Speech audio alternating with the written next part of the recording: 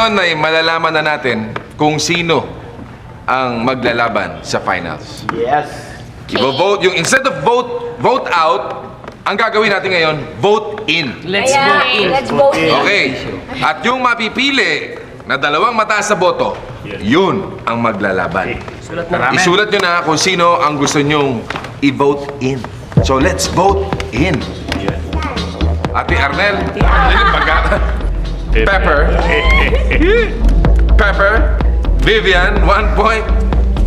Odette, 1 point. Laki. Pepper, Nanay Eats. Pepper. Wow! Laki!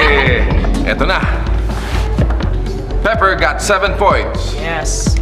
Vivian 1. Odette 1. Nanay Idang 1. Laki 1. Okay.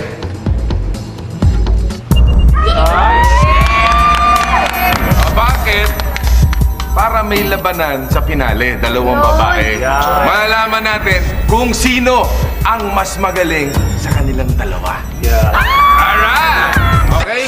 Malalaman natin ngayon kung sino ang magaling sa dalawang champion natin. Yes. Tagisan ng mga galing. No? So ngayon, maglalaban kayo. Makikipagdebate ka kay Pepper sa wikang English. Yes. At ikaw naman, Pepper, makikipagdebate ka naman kay Vivian sa wikang Tagalog.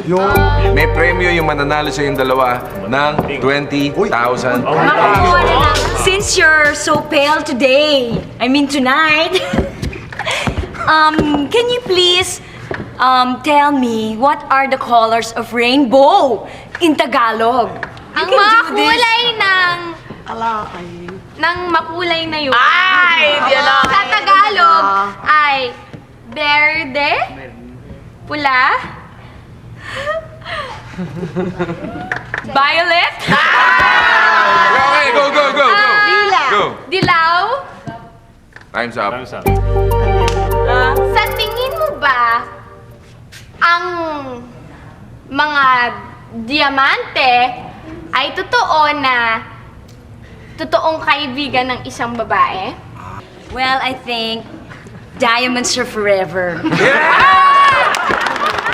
And because it is forever, I think that should be a girl's best friend. That's why, go girlfriend! Thumbs up. Okay, it's your turn, Vivian. Translate what bothers you in Tagalog. Ang mga iinisan ko ay yung Bothers. Ano ba? Gumagambala. Let's go, go, go! Ay, ang naaabala sa akin ay yung mga Gumagambala. No! yung mga taong plastic. Alam mo ba ang tamang spelling ng Mississippi at nasan siya?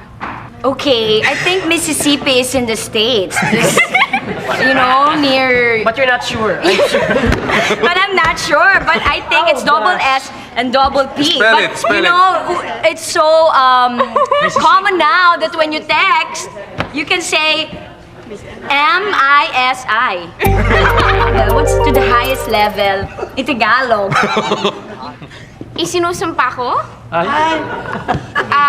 Ang pinakamataas na mataas na sa taas. Time's up. Bakit ang mga Pilipino dito sa Pilipinas ay matyaga manligaw kesa sa mga taga-ibang bansa? Okay. The Filipinas, they deserve to be treated that way because, you know, we're Filipino. Pepper, 0. Vivian, 1 point. Yes. So in short, the winner is Vivian!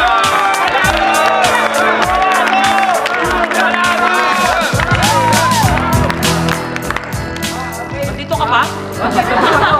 Congratulations, Sali ka rin? Thank you. Congratulations Thank din. you, mga Siyempre, judges. congratulations. Number 2, Senador. Nga pala, napakaganda lahat, napakasarap yung mga ganitong pangyayari. Hindi nyo ba naitatanong, ang maganda pang pangyayari na naganap ngayon, alam ko na kung sino kumuha ng cellphone ko. Talaga? Sino? Oo.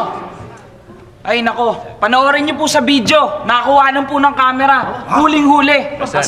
Panoorin niyo po. Ayan po. Ayan po, nakikita niyo yung cellphone ko nasa ibabaw ng lamesa. Ayan po yung lalaki suspect. Panoorin niyo po. Ayan, nakatalikod. Nakatalikod po yan. Ayan, palapit po na palapit doon sa cellphone ko sa lamesa. Ayan po, kung makikita niyo. Ayan po. Ayan na. Ayan po suspect, oh. Ayan na. Ayun, oh.